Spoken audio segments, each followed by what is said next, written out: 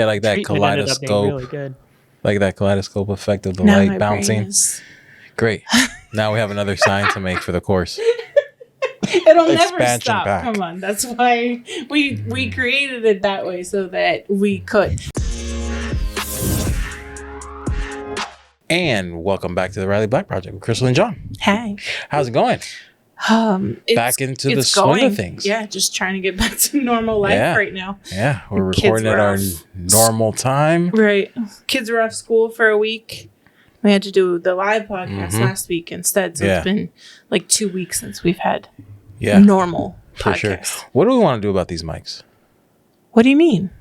Because you sound a little... Again, like, what do you... I don't understand. No, I know, and I don't know. I think it sounds fine to me. I think next week we're going to go back to the other ones and we're going to test it out and see what happens. Whatever. Yeah. I love them. They look great. Yeah, but are we past our return window? No, I don't think so. That's why I found the receipt when we were cleaning up today. Did you switch them? We cleaned up. We did. We cleaned up our office. Anyway, that'll be in the life update. ADHD. So you got things to read. I do. Or should we do the but the cameras have moved. I'm all thrown off. do the thing? Sponsored. This show's sponsored. Today's episode is sponsored by Monarch Pine. Katie with Monarch Pine gave all of our listeners 10% off. Use code Riley Black on her Etsy shop, monarchpine.etsy.com. Yes. I'm a little rusty. And then who is sponsoring the new this month? Oh, this month the monthly new patron sponsor is Blake again. Right. And I think he only has 4 new ones this month. So he's running behind. He's got to catch up if he wants to beat, I think it's like 11 or 12 that Katie got last month. Yeah. She killed it. Yeah. But I think he's too busy, which is okay. I'll take 4. He's busy, and then we've been busy with the storm and stuff to even really like push it. But, for sure. But if you do sign up for Patreon this month, you'll get, what is it, a $10 gift card? Yes. $10 gift card to Great Lakes Laser Supply. Sponsored by Blake over at Great Lakes Laser Supply. Yes. Okay, now, you ready? On to you guys, for our patrons. The shout outs. Okay, ready? Let's do it.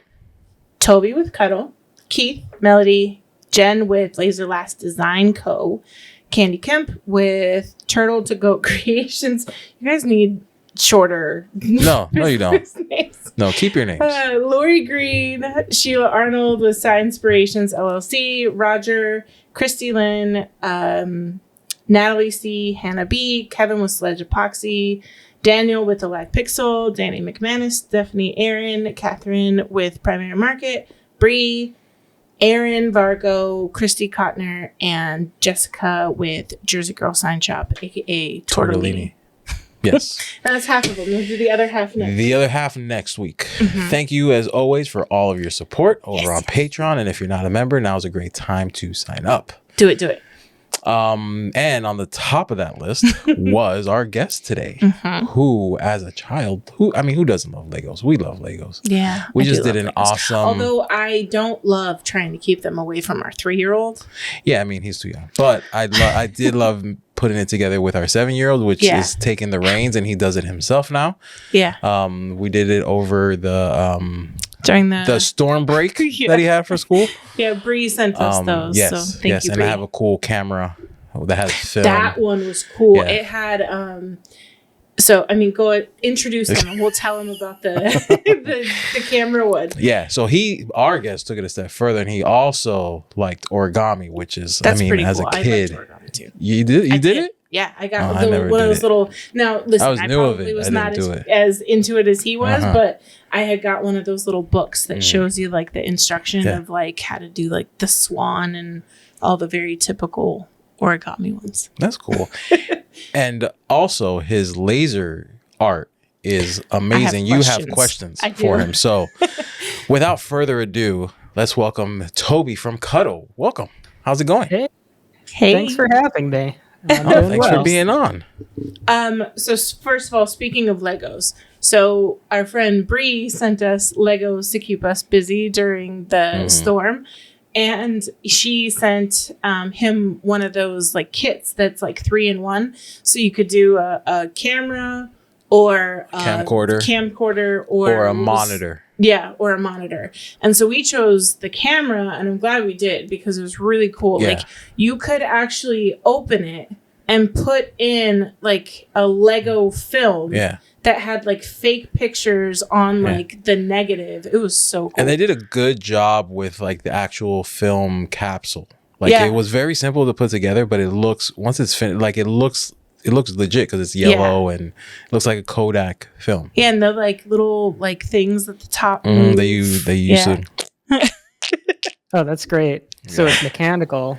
Yeah, it's like, it's fake. It's fake mechanical because it doesn't really do anything or make any noise. But you can spin the knobs that if you knew what it did, because JR has no idea what it does because he's 7, and he'll never know what a film camera is like. No.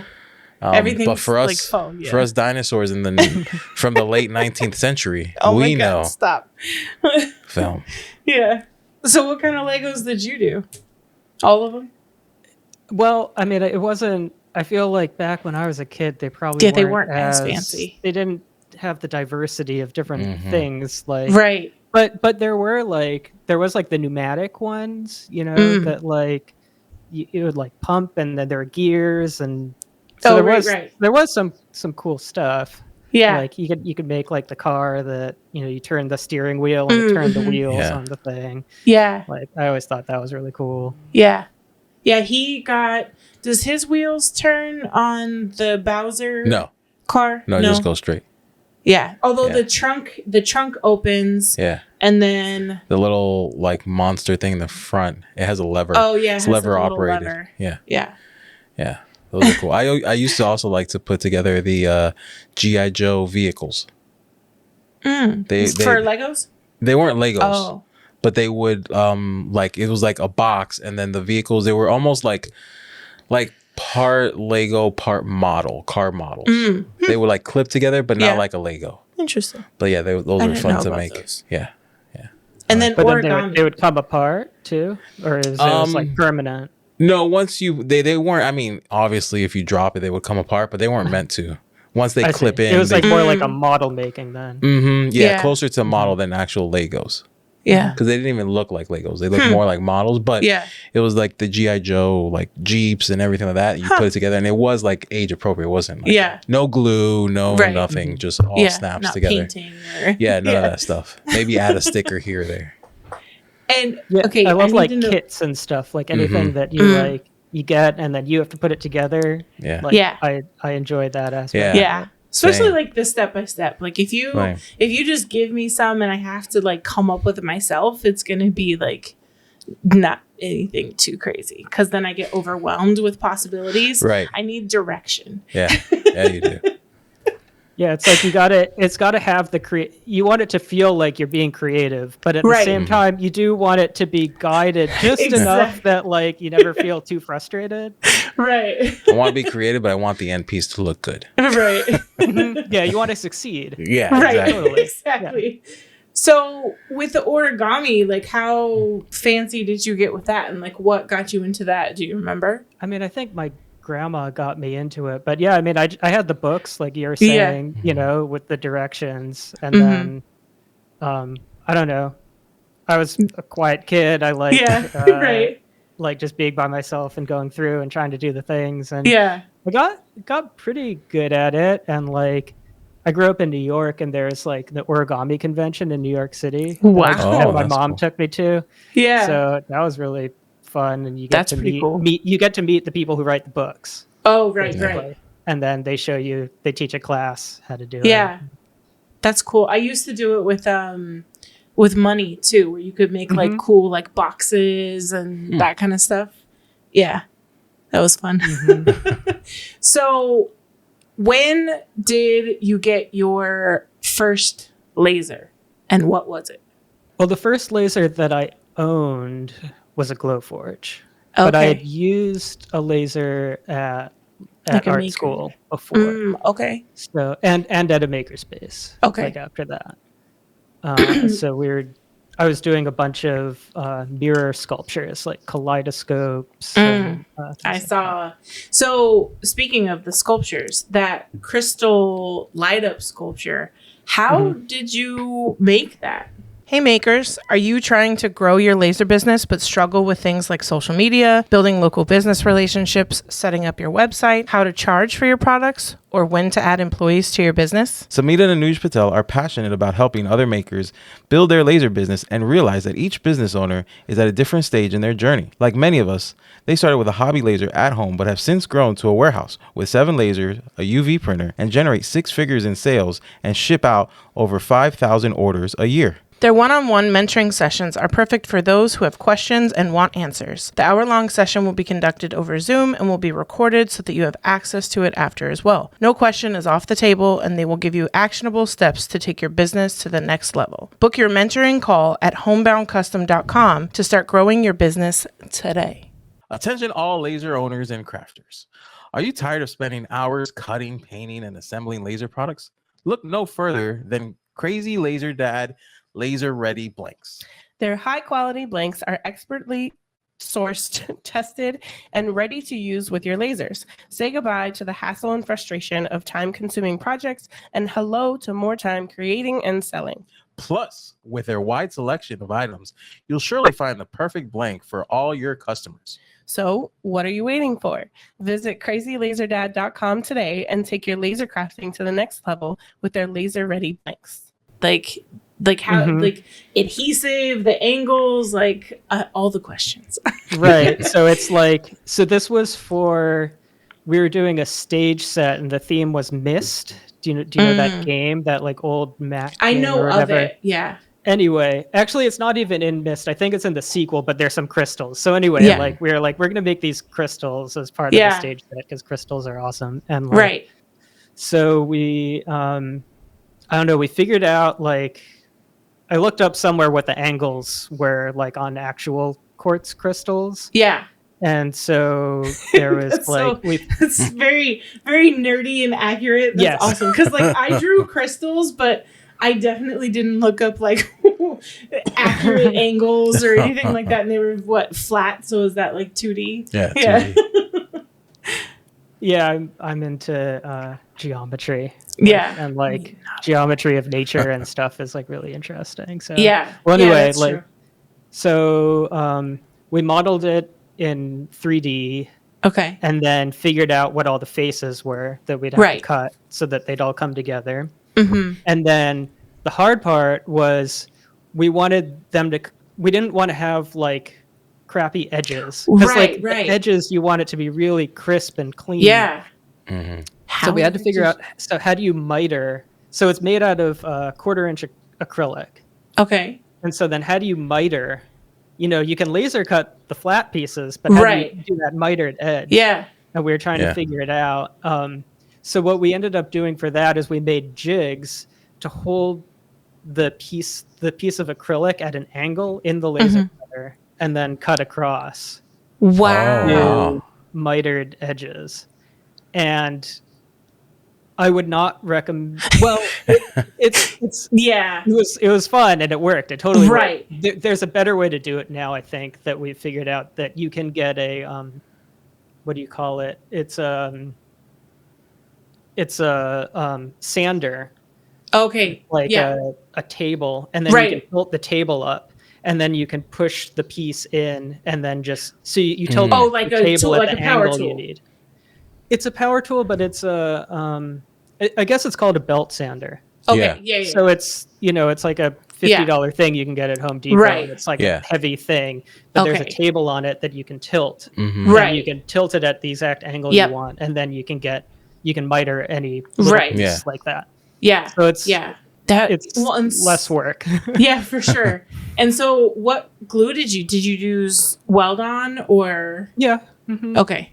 Yeah, I've never worked with that stuff because it looks really tricky. It's like super liquidy.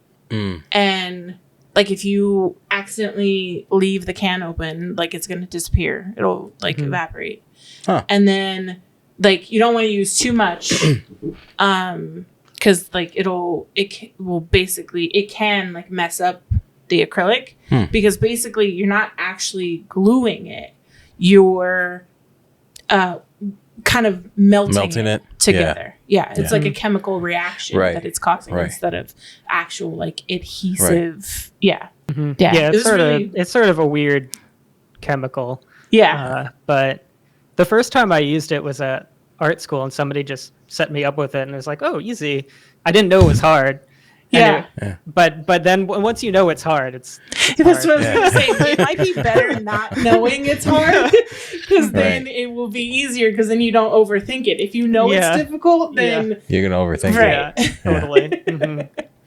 Yeah, it comes in you put it in a syringe. Yeah, you need to get like just the tiniest amount, and then it it uses, I think it's called capillary action. It seeps into the crevices. The crack, yeah. So you just put it like near the crack, and then it like seeps in. Yeah. And it glues it, and it's then, stronger than the acrylic. How long? I don't know. How long does it take to set too? Because it has to be pretty really quick, fast. Right? Yeah.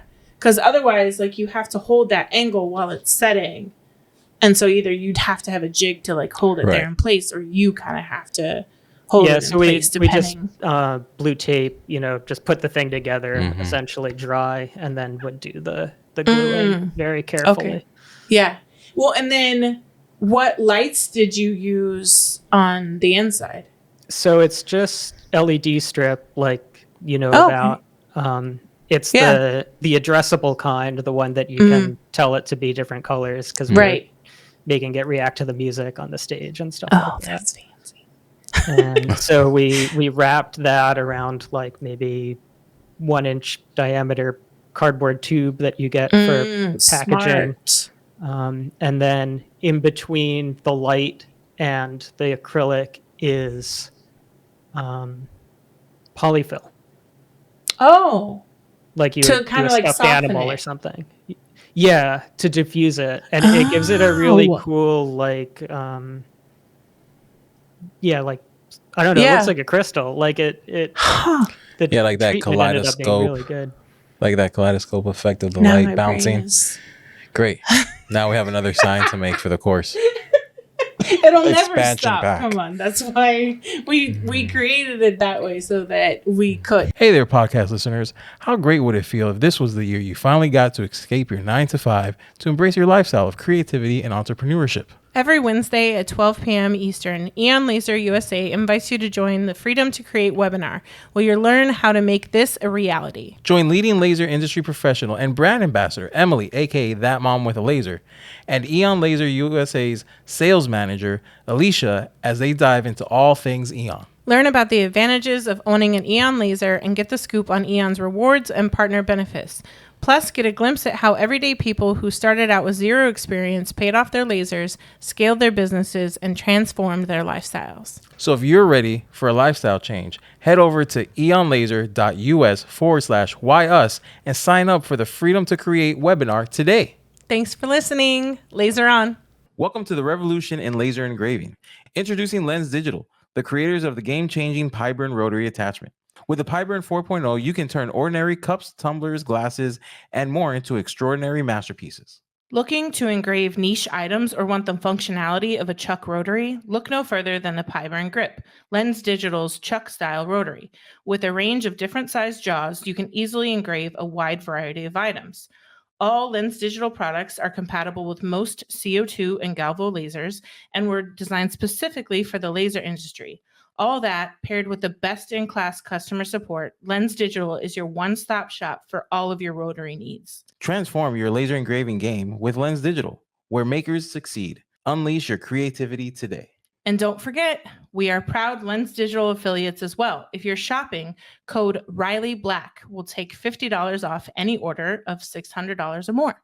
So I was scrolling the other day, and it was either Facebook or Instagram. It was some reel, and they made a like spider sign, like spider Halloween decor, and they used some dome feature. It might have actually been part of the spider, but wasn't actually like filled with anything before, and they filled it with with the polyfill. And then the those little LED tea lights.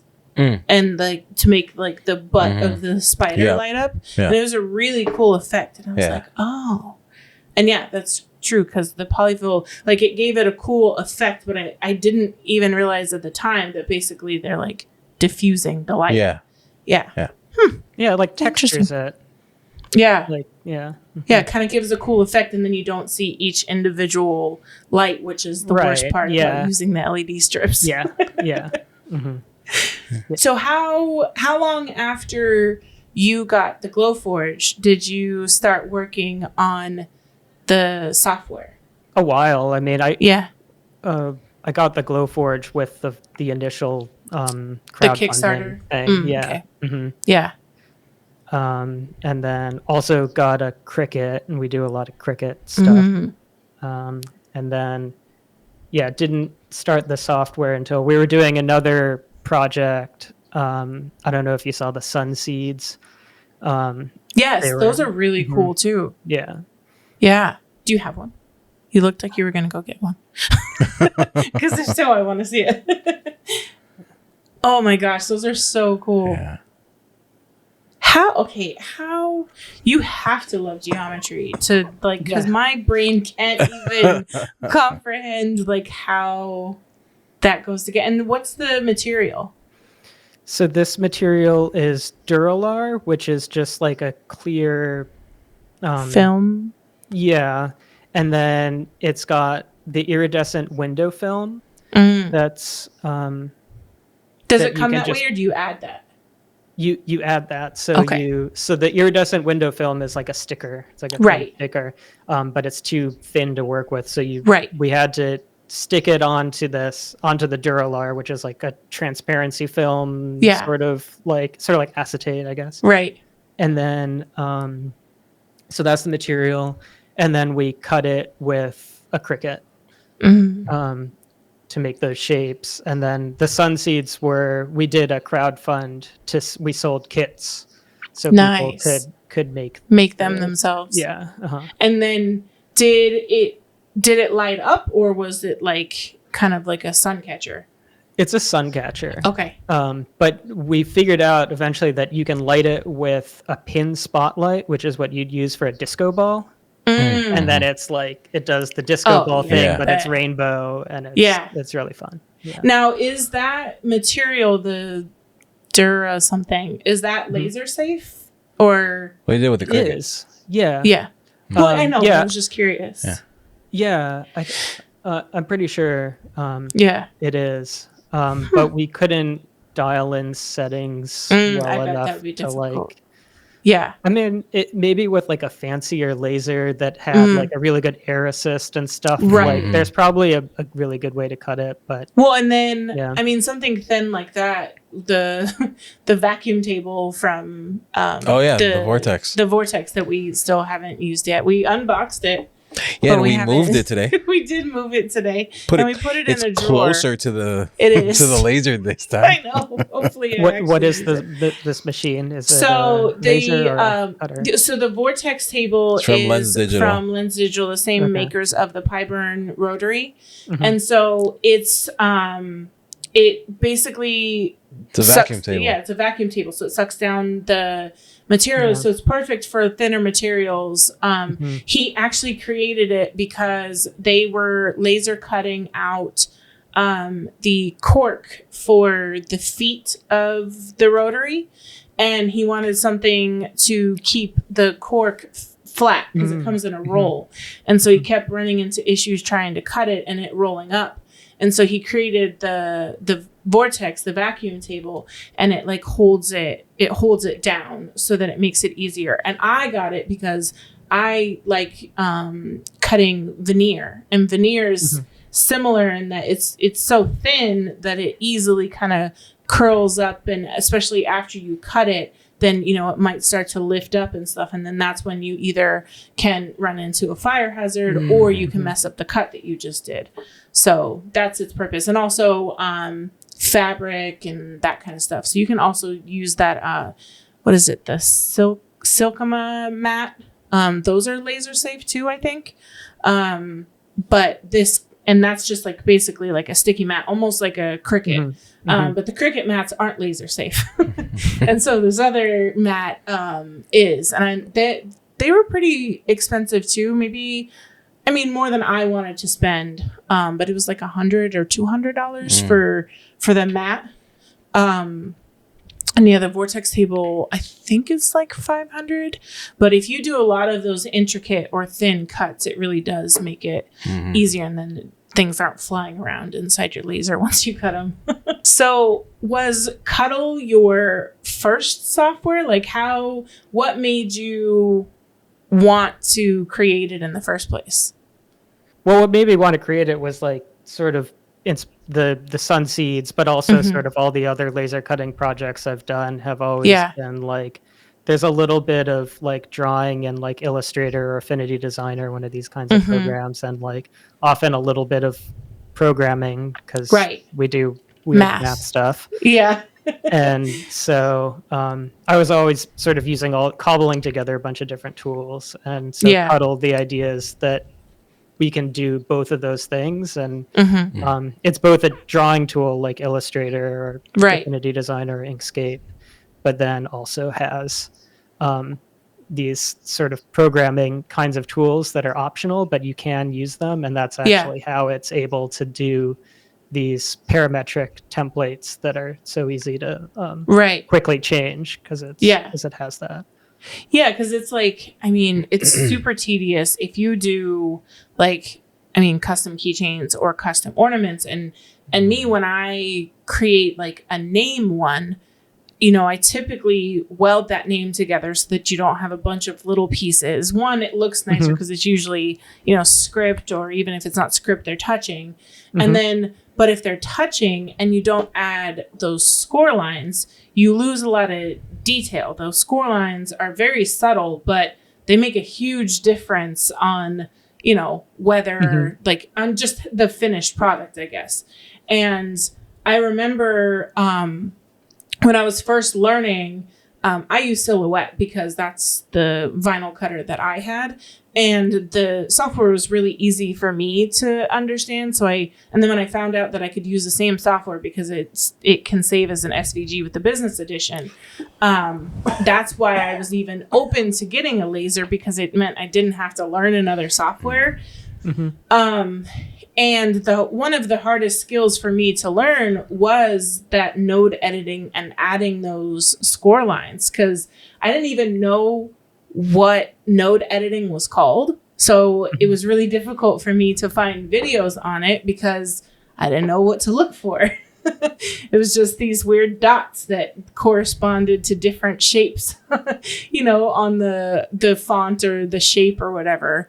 And then by trial and error, I ended up figuring out how to like end a path and cut a path and delete nodes and that kind of stuff. But not having to do that would have been nice.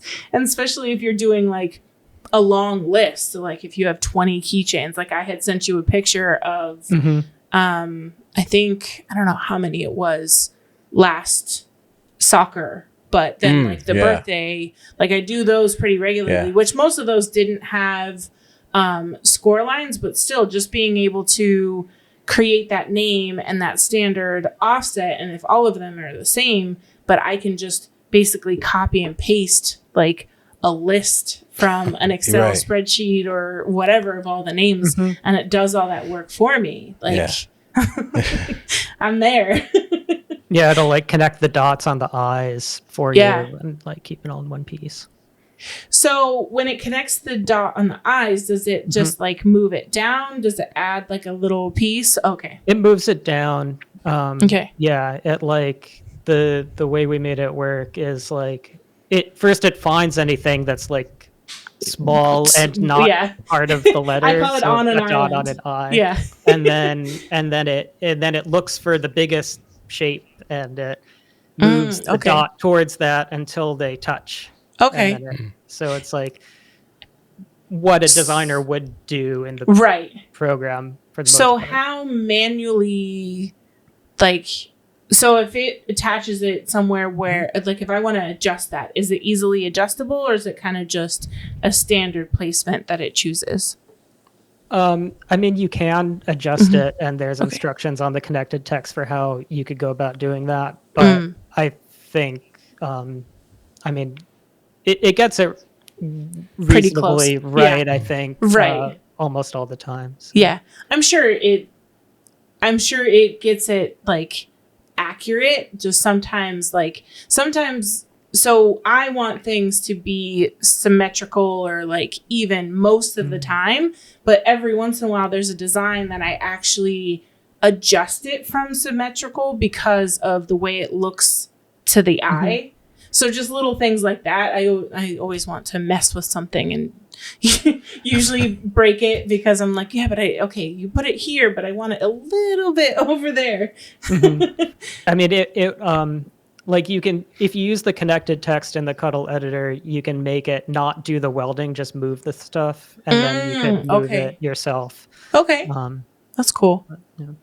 So, what other like templates do you have? Because you said that they work with, you have Cricut ones, but then you also have laser design ones. It's almost all laser design ones. Okay. I mean, we did a few Cricut things, but those didn't catch on as well as the laser things. And it's been a learning process. I mean, like, you know, we started with more kind of like box kinds of things, or like a, you know, like these kinds of things. Nice. But then I was holding like a pencil holder for the people on the podcast. Well, and speaking of the pencil holder, before you move on, I assume it takes into account kerf and material thickness. Okay. Right? So you can type in your material thickness and what kerf compensation you want. Right. And then it generates all of the pieces that will then press fit together. Okay. So like what is it? There's basically the box creators. Anytime I wanted to do a box, I would go on the box generators and do those because like the tabs were way too, for one, it did it in 2 seconds. And like, you know, the tabs always confused me. Right. So it's like, we have a bunch of box creators essentially. And that was sort of what we thought originally was like going to be what people would be into. But then it turned out that like, it's the personalized text stuff. Is like where it saves people so much time. It's tedious. Like, it's like, so this is like a dog bone ornament, and you can't tell because my lighting sucks here. But there's score lines in between every single letter, and like you wouldn't really want to be doing that if you're making 100 of these. Right. Yeah. And another one that would be good for is anything like wedding related. If you do so I did basically, I tried to talk her into a keychain, but she was trying to keep costs low. I'm like, come on, it's basically like a keychain, but without the tab and the little keychain thingy and the split ring. But, you know, I was already doing it for like really low, so I didn't want to add extra work and the hardware and not like her not pay for it. But that took me forever, just typing out those names and then adjusting the font, because there was a couple weird things. The eyes, I had to manually do all of those. I didn't do any score lines on that one, thankfully, because that would have taken me forever. And then there was something weird, I think, about like the R, like anytime there was an R in the name, it like didn't connect right. So I had to like make it longer, or I don't know, I had to make the tail on the A's longer. So any of the names that had like an A or an R, I had like one that I had already altered, like set off to the side so I could like replace it. But I mean, there was, I don't know, anywhere from like 25 to 50 names. And so it was that cursive font and then also the offset behind it. And you think it's easy, but it's a very time consuming. So if you want to, it will also help you keep costs low and either make more profit or be able to offer them at a lower price if it's a lot faster to make. So right now you guys are like deep in the ornaments season. Yeah. So how's that going? I think it's going well. So like last year we did like this tree ornament where it's like all the names that are arranged in sort of lengthening order, so it makes a tree and they're all welded together. Yeah. So you just type all those, and that was really popular, I think, because people like to buy as a gift for another family, for example, like an ornament that has everybody's name on it.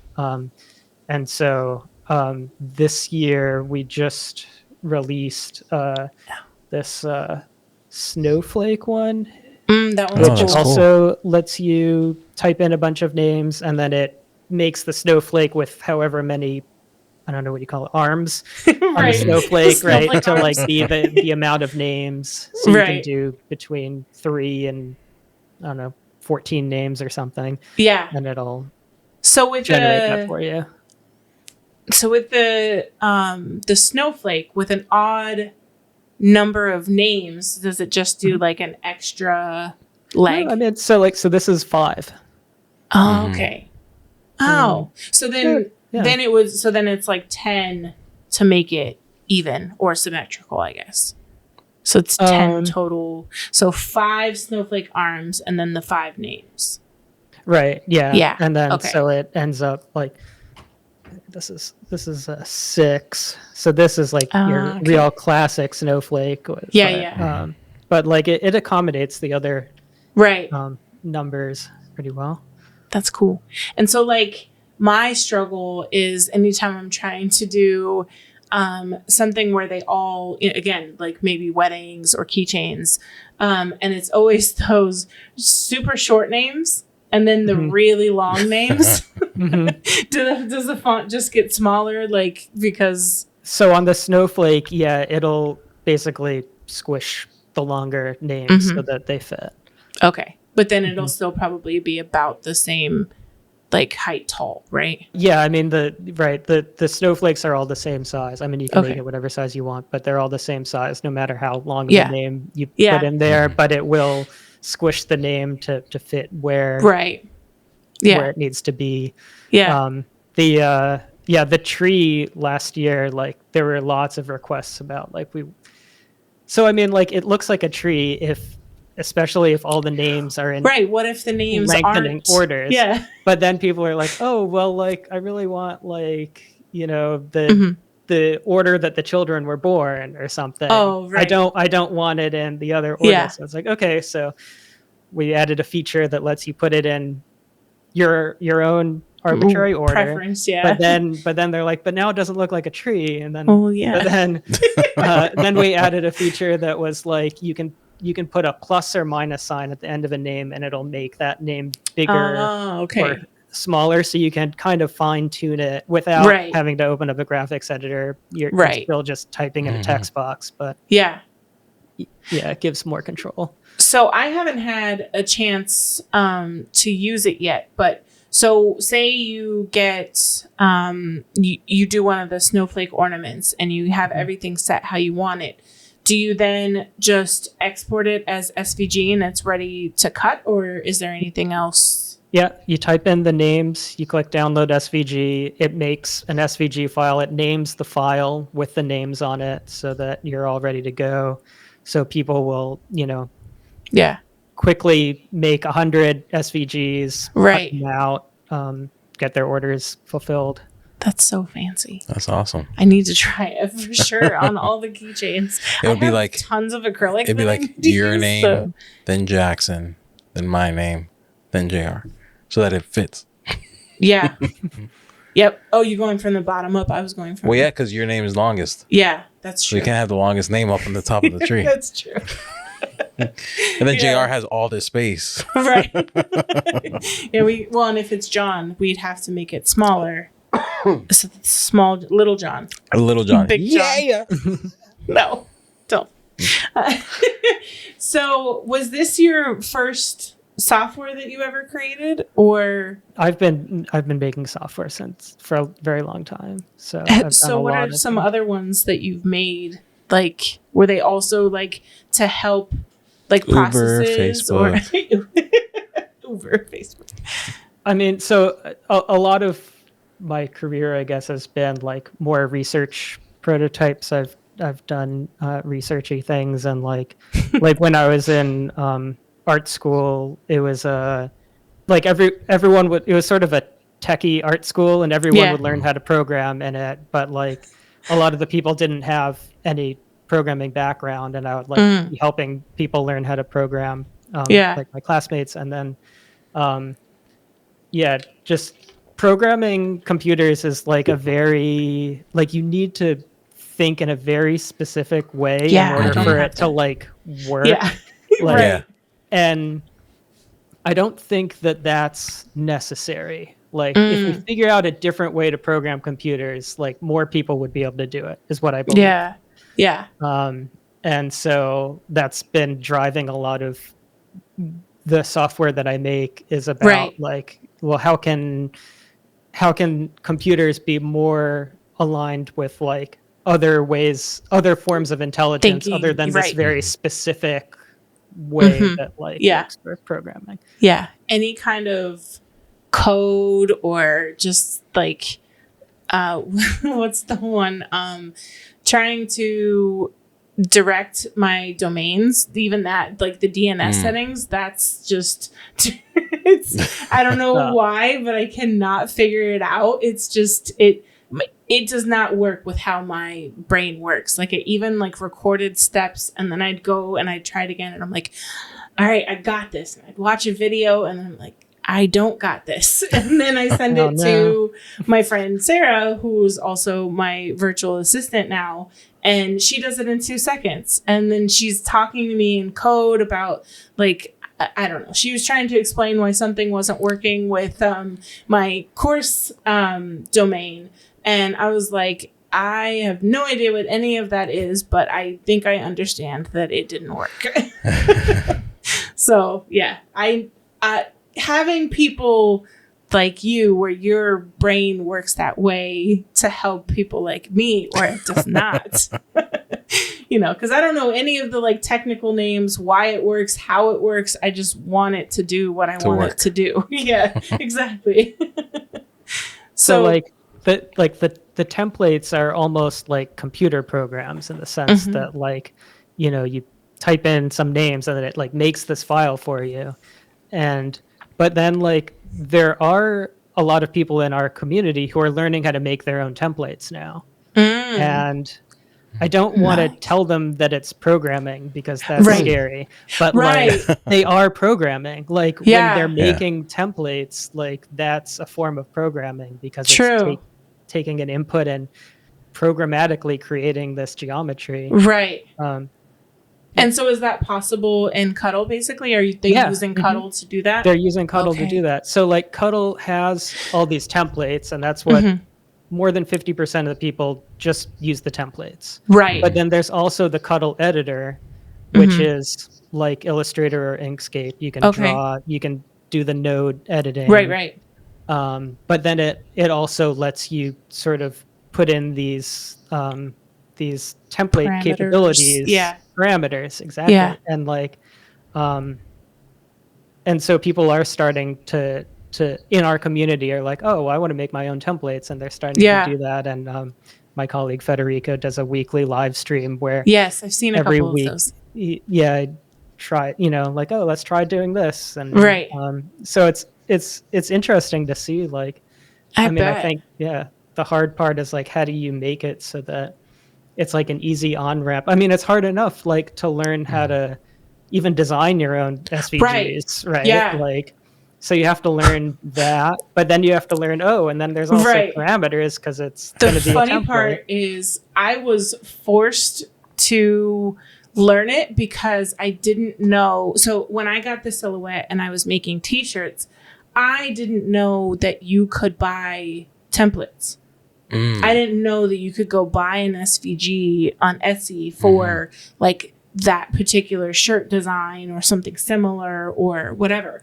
I didn't know that that was a thing. So I thought I had to create my own. And so I learned how to create my own because I needed to make things. So by default, like, I just didn't know that they existed.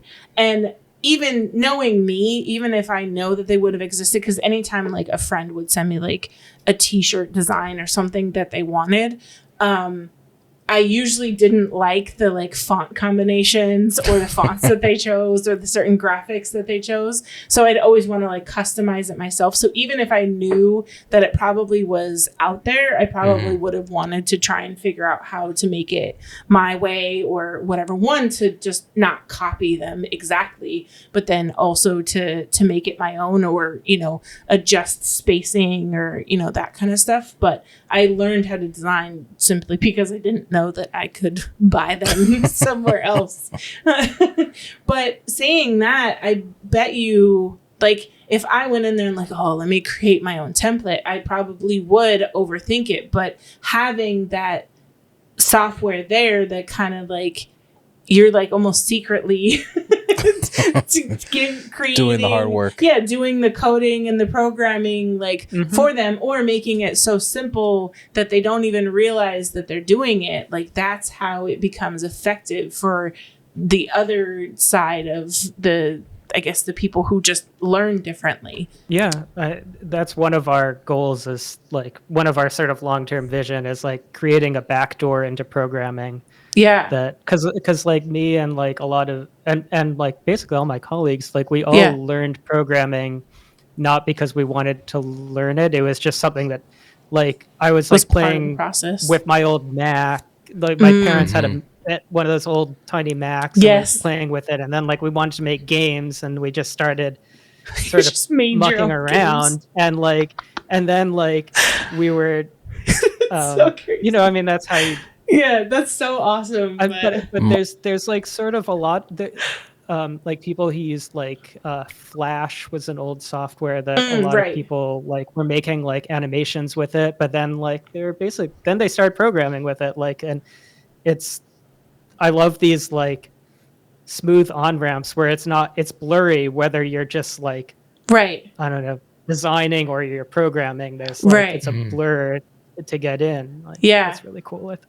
What were you gonna say? I would say my only level of like programming or anything was in my typing class back in high school. Yeah, Super Mario Brothers was on there on the computer. Right, and you had to go into the command prompts. And you had to put in like command. I forgot what it, but it was but you had to put in you had to go into like the task manager and go into like the actual like numbers and letters. Well, I remember going into and then like put in that command, and then Oregon it would pop Trail, up. and you had to like type in the like whatever and backslash and all those things to open up the game.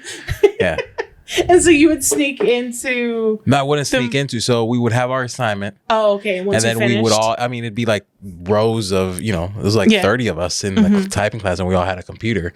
So obviously no sound. Right. And then, you know, if as long as she heard you clicking, and then we used what is it, JK&L. We used to use that instead of the numbers. So it looked like we're typing, but we're really just playing Mario Brothers. You would. Yeah. So were you doing this like in high school, or was this all like college? Yeah, in high school. And younger. Yeah. Wow. That's amazing. So why, I mean, maybe it wasn't around, but why art school instead of like engineering or like computer programming? Well, I did do that originally, and worked sort of as a programmer for a bit. And then at some point I was like, oh, I want to do this art school. I had our roommate who was in this program, and I went to go see his like midterm show or something. I was like, this place is so cool. People are like having so much fun, and like it was like the creativity was amplified. I was like, how is it that there are all these people and like everyone's like more creative than they would be by themselves? And I was like, I have to go to this place. And like, so it was a 2-year program, and that sort of nice. Oh, okay. I mean, I guess I would have done it anyway at some point, but like it sort of set me on more of an artistic and so voyage. Was it like a 2-year degree, or was it like a certification? Like what? Okay. Yeah, it was called ITP. Is at the NYU Art School. Interactive telecommunications program. It's sort of a kooky 2-year program. It's like 100 people in the students. Yeah, because I was going to say, like, a struggle. My previous life, my corporate life, was accounting and data entry. And something I really struggled with data entry was I was so bored, like bored AF. I had no way to be creative, and like I would. Any chance I could get to be creative, whether that be like fundraisers where I got to figure out ways to like fundraise something or sell something, or creating PowerPoints, which I enjoyed way too much, or like creating graphics, or I think I used Publisher at the time was like the thing that I used to create graphics like at my office job. But that's what I really struggled with with that career was like, and I actually went to school for it too. So I barely graduated high school because I just could not like focus, and I didn't really like learn that way. And so I graduated, thankfully, but then I ended up going to college because my employer paid for it. And I had like all these friends who were going to college and like struggling to pay, or their parents were paying, or they were, getting like grants or scholarships or whatever. And I had this employer who was literally like, we'll pay 100% of it as long as you get a C or better. And I'm like, okay, fine. I guess I should probably go to school and try and get a degree. And I went and got my finance degree, and I was like 2 years into the core classes of the finance degree. And I was like, this is not for me. Like I could not, like retaining that stuff because it didn't interest me was really difficult. But then I would take like fun classes for like my electives and stuff. And those were easy and awesome and a good time. And it was, I remember, it was like the 2 year into my core classes, I went to like, one of the student advisors or whatever, and like looked into what it would mean if I changed my degree towards graphic design or, something like that. And mind you, I was going part-time. And so I was already, I think, I don't know, 8 years in at this point or something. And it was like, if I either stay with the finance degree, I had like 2 years left. If I changed it, I had 4 to 6 years left. And I was like, oh no, I guess I'm not going to get any kind of graphic design degree or anything like that. And I finished the finance degree, and literally all that taught me was that I hate finance, and I now have financial. It wasn't just changing that, because you also looked into working with the design and I tried at work. Yeah, and I tried to get into the graphics department at our the oil and gas company, but it was a really small group. There was only like 2 or 3 people, and one of them, he was the graphics guy. He was the videographer. He was the photographer. He was all of it. And so when I actually sat with him, because they had this, I think they did a program through work where you actually got to like shadow someone. So I did that with him for like, I think, I don't know, a couple weeks or a month.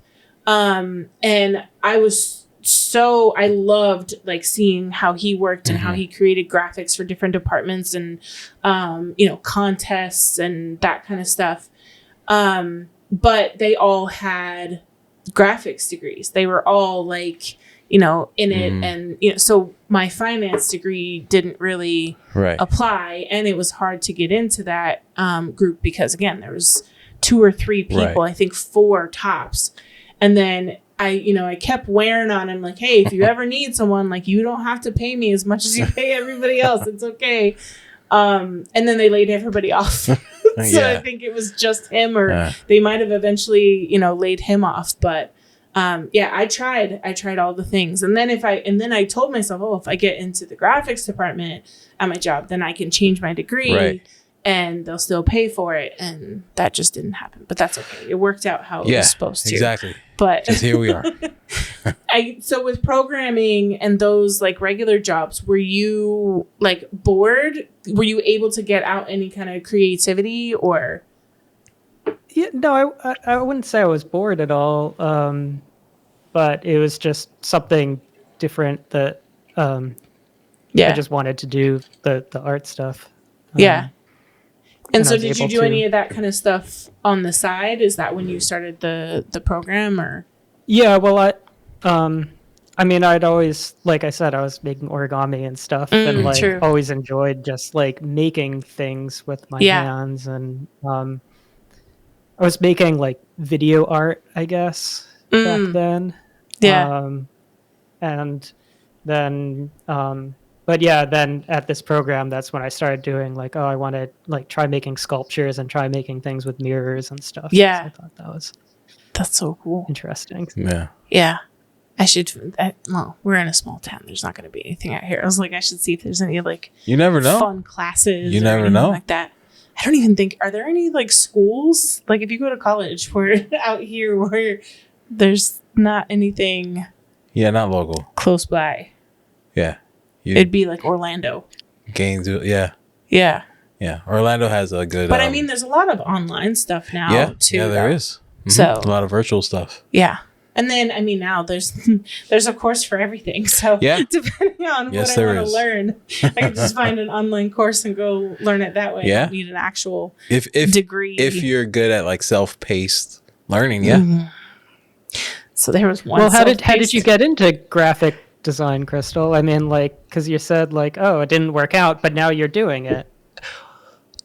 Pure accident. So like, so I had always been creative when I was young. Like I would do arts and crafts and stuff with my mom. When I still lived with my mom, we would do like craft shows and we do miscellaneous things. Like I did, I don't know if you ever saw those like fleece tie blankets. It's literally 2 pieces of fleece and you cut them and then you tie them together. And so we made those and we sold them for a little bit. And like you could make scarves out of them. And then at one point we were making like these little like mini pies on a stick. And I created our logo for that. But like, oh my God, if I looked at that logo, I wonder if I could find it. It was so bad because it wasn't like a graphic software either. It was like Publisher. So, and I don't even know what Publisher was. Like what kind of software that was. That was the only one that had like pictures and graphics because like Word, it would like snap into place. It only went in line with like the words or in like, you could kind of like, there was some flexibility, but you couldn't like add and join things and like mess with, and like, you know, warping text and that kind of stuff. And then, so I worked at that oil and gas job. I worked there so I worked at a grocery store for 7 years, and then I left there and went to the oil and gas company. My mom got me in there, and that was just because I got to have weekends off and I didn't have to work every holiday and they paid more. So I was like, okay, I guess I'll do this. And so like I never really thought that I could do something creative and make money with it. So we had done the craft shows, but they didn't really like they're like hobbies. Off. They were hobbies. They were like things that you did on the side. And any money that we would make at these craft shows, we then would just go spend it at some other booth and we wouldn't really like go home. Right. Because it wasn't a business. It was just for fun. Right. And so again, I just saw it as like a fun thing. And I never really thought that I could turn it into a business because at least in my area and my like circle, I didn't know anyone who was self-employed, especially with something that was creative or artistic. So I always just thought that was like something you did on the side for fun. And if you were lucky enough, you sold it and like made a little bit of, side money.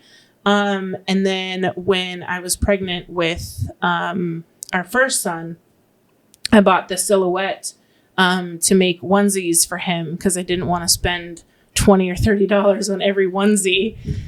Just 50. Huh? Just 50. And then I ended up like I made the shirt that he wore in the delivery room, and then all my other friends saw that I was making shirts, and I started making shirts for them. And then the shirts took off, but then I got really bored with the shirts because it was a lot of work for like $20 to $25, you know, especially if they only wanted one of them. You were just doing like vinyl with the silhouette on shirts, or you were making vinyl. Okay. Yeah, just vinyl, adhering vinyl to a blank shirt. And then someone in one of my silhouette groups posted a 3D sign that they made with their laser, and I was like, oh, okay, what's that? And I'd always seen stuff that was made with a laser, like, again, craft shows. My mom loved going to craft shows, so I went to those all the time with her. But it's funny because I always saw those things, and for like a split second, I would wonder how they made that, because it looked very precise and stuff. And then by the next booth, I had already forgotten to like, you know, what was that? And I always felt sometimes it was rude to ask. Sometimes like how you made it. Tell me your secret sauce. Exactly. Especially then it was like, but I mean, I don't know what's ruder, asking them what tool they used or walking up to a laser booth and asking them if they used a Cricut or a vinyl cutter, because that always offends all the laser people. But yeah, I wonder then if it shouldn't be rude to ask that. No, and I think it's more acceptable to change that norm, or is that and I think it's more acceptable now, especially, and I will say a lot of those booths were run by men typically, especially then, because this was like, I mean, probably 20 years ago, at least 15 years ago. And so the laser industry, especially then, was more so male dominated. And I have anxiety to the point where, like, even as a grown adult, to the point where, like, I wouldn't want to ask where the restroom was. So I definitely wasn't going to walk up to someone and ask them how they made it. I might send my mom to go do it, or my sister or my friend. I wouldn't go ask. So it was more like a me issue, probably. But yeah, that's part of it. Because I think, you know, again, especially in these places, like they would have these crazy setups. And I'm like, they're not going to want to tell me like how they made what they're trying to make their living on, or, you know, whatever. So, yeah, I don't know that it actually wasn't acceptable, or if that was just what my brain told me. Probably your brain. Maybe a little bit both. But yeah, so both, then, I think. Yeah. And then when we were moving out so we used to live in Colorado, and when we moved out to Florida, I had to quit my job. I tried to get them to let me do remote, because it was very possible, because again, I just did data entry, but they didn't do any remote positions at the time. So I ended up quitting, and I was just going to stay home with my son, and because he was 1 year old at the time. And then soon after we moved to Florida, then I bought the Glowforge, and then it kind of just snowballed from there. And I really loved making stuff. I mean, I made some pretty complicated signs for my first few signs. I mean, they took me days instead of like what might take me hours now. But the laser was really like my tool and like my section. And then I ended up, I was too self-conscious to sell any of my designs. I didn't think anybody ever really wanted them, or I saw these other designers doing like other stuff, and I didn't know like if my files would like live up to the quality of theirs. And then enough people asked me, you know, if they could buy the file, and my friend Heather, you know, made her Etsy and said it wasn't as scary as I thought it was. And then here we are. Now I have a laser podcast and courses and all this stuff. But yeah, it was definitely not on purpose. But it's still like, I mean, it's like what you set out to do, I guess. Like, yeah. I mean, I love that. Stuff. I hope that at least for my children that they have, you know, if you want to go work for someone, or you want to do a desk job, or if that's what interests you, by all means, like do it, because again, unless you 100% want to be self-employed, it's not for everyone because it's really hard. Definitely not. But our 7-year-old, he wants to be a gamer who has a channel. And I mean, obviously that's probably partially because what he's around with us. And so, it's your environment. He loves games. He's really good at them. He's almost beating me at Mario Kart. But I just hope that it at least gives them the freedom to see that like there are other options. Because for me, there was no other option. When I grew up, it was I finished high school. I struggled. And again, this is comparing. So I have one sibling, and my sister wasn't quite a valedictorian, but like she was close, and she didn't have to study. Like school was not hard for her, like any of that. But then for me, it was really hard to focus. I was a perfectionist. If I didn't finish every single question on the homework, I just wouldn't turn it in. Rather than get partial credit, I would just get 0 credit. Like that didn't dawn on me until college. Just turn in what you got and get something. So, again, I barely graduated high school, and then thankfully my mom found a program where I could like basically test out, and then I ended up testing out early. But I had no desire to go to college. I thought I was going to be at that grocery store. I mean, mind you, I was a manager by the time I was 18, so I was at least getting paid decent money, but I thought that was just going to be my life. I didn't know what I wanted to be when I got older. So, and I was, how old was I when I bought a Glowforge or the laser? So, I mean, it was, I guess, like 8 years ago, because it was when I was pregnant that I bought the vinyl cutter. Right. And then besides that, did I have a craft room before that? Or did the craft room be created after that? We had, I mean, so you had, remember. You had a craft room, but you never went into it in Colorado. But, and that was before the vinyl cutter, or did it was way before. Yeah, it was way before. Okay. It was way before. And you had a lot of cardstock. A lot of your stuff was like cardstock and like the cutter thing. Because I used to, so those 3D flowers, I used to cut those by hand.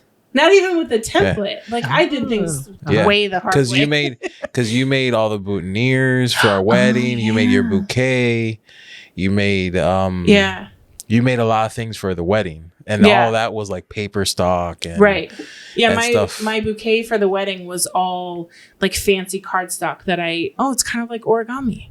Now that I think about it, I folded into different kinds of flowers, like all different kinds of shapes and sizes from the cardstock, and then I'd have to like hot glue them all together. But I made my bouquet and then all of my bridesmaids' bouquets as well, and then the boutonnieres. We got married in Vegas because that's where we met. Yeah. And I made the boutonnieres. They were flowers made out of playing cards. But those I at least found one of those like paper cutters where it cut out the shape for me. So then I just had to like mold it into, it cut out like the petal basically. But yeah, it just kind of fell into it again because of my environment. There wasn't anyone around me. My mom had always... She did really well, but she worked a desk job. And, my dad was a mailman for 35 years, I think. My grandfather had a million jobs, but was never, no one was self-employed around me. So, didn't have that example. So I had to find it by accident. So we're over on the free. I know. On the free show. We should probably wrap it up, huh? Not wrap it up. Yeah. But where can people find you? He answers that. Yeah, not you. Okay. Cuttle, it's a website. It's a web-based app. So it's Cuttle.xyz is the address. And there's plenty of free templates, and like you can get started for free, but then if you upgrade to Pro, you get unlimited downloads of all the templates, like the snowflake, etc. And we have a coupon code for the show. Yes. That's so 10%, right? Riley Black. Yes. So it's 10% off your first month or year. Oh, okay, cool. And then Nice. I guess we have another coupon for the Patreon. The Patreon. Yeah, but we'll keep that under wraps. That's if you join Patreon now, you can go ahead and find that code. Get it there. right away. Yeah. Yeah. But you have to join Patreon. And if you want to hear the rest of this conversation, you'll also have to join Patreon. Right. And thanks again, Toby, for signing up. Yes. Appreciate it. Yeah. And thanks for being on. You hold tight so we can wrap things up over on Patreon. But for everyone else, the life update's coming up next. And we are back with a life update, and I think I fixed the mic issue. Woohoo! So, I was all self-conscious about being too close, and like I would get closer, and it wouldn't necessarily sound any better. Right. I was noticing that too. Further away, and then I could like hear the difference, and then I'm like, I don't know where to go. Yeah, why did it sound so? So I think I fixed it. And then you threatened to return them, and I got really sad. I got sad too. I didn't want to return them, so but I figured it out. pretty. They're just a little more sensitive than the other ones. So Yeah, I figured it out. But anyway, as we talked about at the beginning, we cleaned up our act. we did. I mean, we're not done by any means. See, that would have echoed. Yeah. And it doesn't anymore. I think I fixed it. There's still a lot to do. Oh no, yeah, for sure. I mean, there's always a lot to do. Yeah. Well, again, my brain. We're in a working. I just need to put this away. This is a working area, so it's like. Well, and it will always change. I have to like remember that. Yeah. It's like,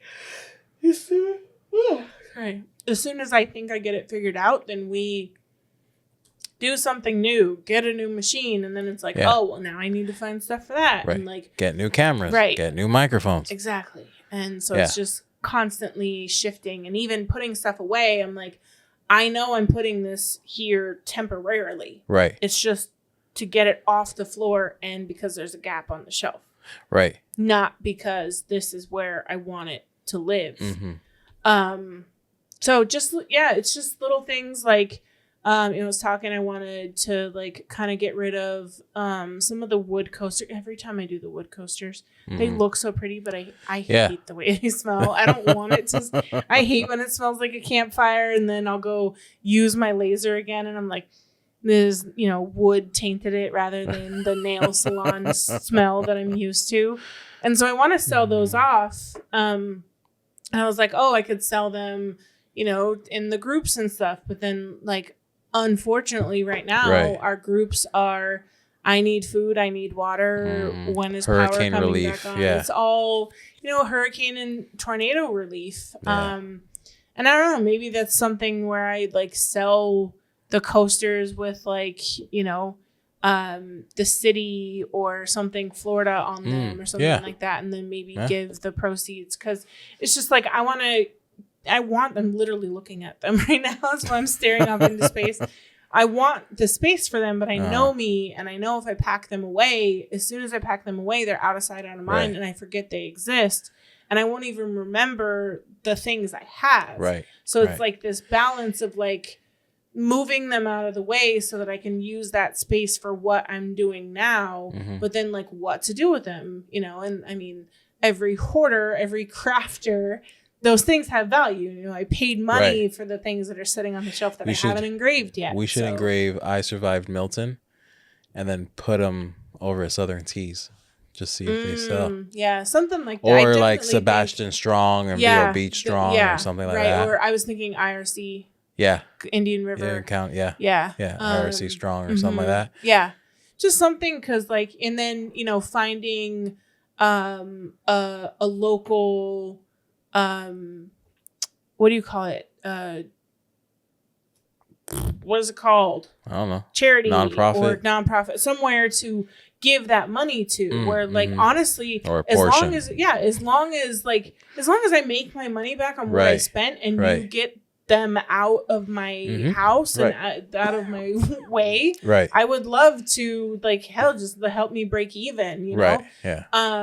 But, and I mean, there's not a lot of help right now. I did see a post today in one of the groups that, I don't know if it was like FEMA or where they were looking, because again, thankfully we're not the ones looking for help right now. So lucky.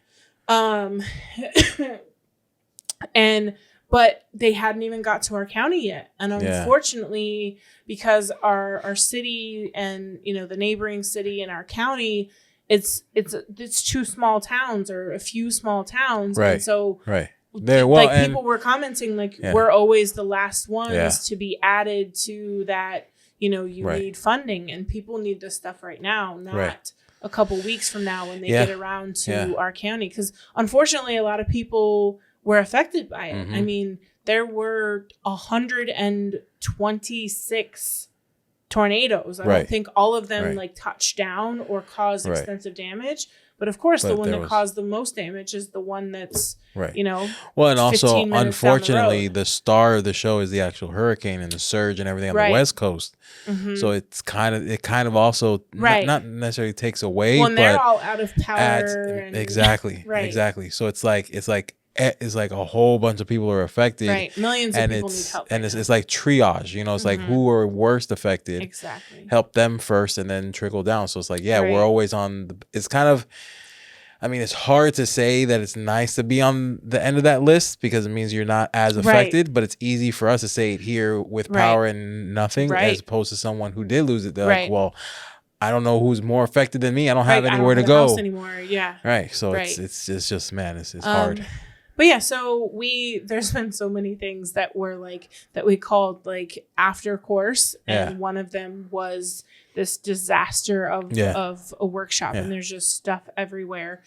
So just picking away at it, like piece by piece. You did a pretty good chunk while I was picking up the kids and doing dinner. Thanks. You finished up a pretty good chunk. And we uncovered the laser from Hurricane Prep. And put the fiber back and cleaned up that card and just organizing things little by little. There was 2 tables, 2 fold-up work tables.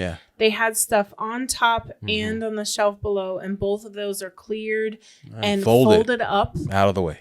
So I'm excited to just keep it going tomorrow. And it's again, hoarder, crafter, like you can do all the things, but I'm excited to move some of this stuff out to make room for things that I actually want to do. And I want to make a lot more acrylic projects and content and just keychains. I mean, keychains just really make sense, and I actually enjoy making them more than like signs, because just signs are so intensive as far as like design and colors and, you know, all that. With a keychain, you really just need to come up with the short phrase or the name, choose the 2 colors, and you know, there's not the parts I get to think about are just the colors, and I have fun with that part. So I'm excited to just create a space that makes it easier to do that. So that's what we got. Let us know what you think of the new format. Patrons and non-patrons, I'm interested to see like how it feels for you with the like extra stuff on Patreon. And I promise we're not like keeping any like gold mines until like behind a paywall. We just, so anytime we end an episode, we break basically in between the episode and the life update.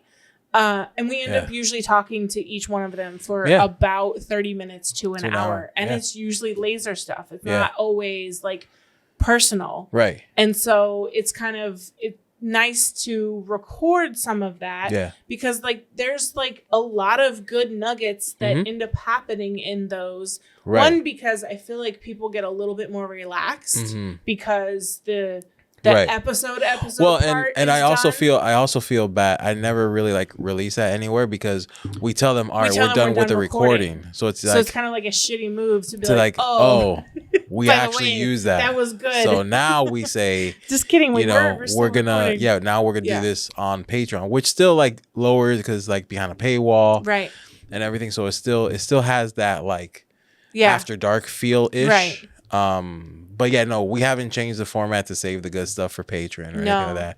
It's still the same show, just the conversation that we were having basically afterwards. We now just use that as well and have it as extra content. So let us know. So yes. So what if you feel like you're missing out, you're missing out on conversation and content. Yeah. But the show still stays the same. We're not hiding anything. But if except for those deeper discounts. We're hiding those.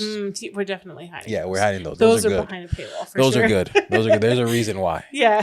So but for $4, you $4 get all a month. Not even an episode. $4 a month. True. Right. You get that's $1 an episode. Right. Come on, guys. I mean, come on. $1. That's how I'm gonna start selling, because even that sounds good for me. $1 an episode. $1 an episode. You can't buy anything. You can't even buy anything at the dollar store for $1 anymore. God, isn't it true? We went to Dollar General the other day to go and I mean, listen, I don't expect that they're actually pretty good quality from what I've seen. Oh, the bins. The bins, but I went and got storage bins for this organization project. And I went, and of course, the ones that I grabbed at first, they were $5. So I was like, $5 at the dollar store. Yeah. But I mean, it was still really good price. And then the ones I ended up getting were $3. So I can't expect that all of that material would only be $1, especially now. Right. So, but $1 an episode. Yeah, $1 is not $1 anywhere. But except here. Except here. $1 an episode. $1 still counts, and every dollar is appreciated. It is. With that, it's been another great episode of the Write It Back Project. Crystal and John. Bye. And I fixed the mic. Whoop, whoop, whoop. Mamie, we're all done.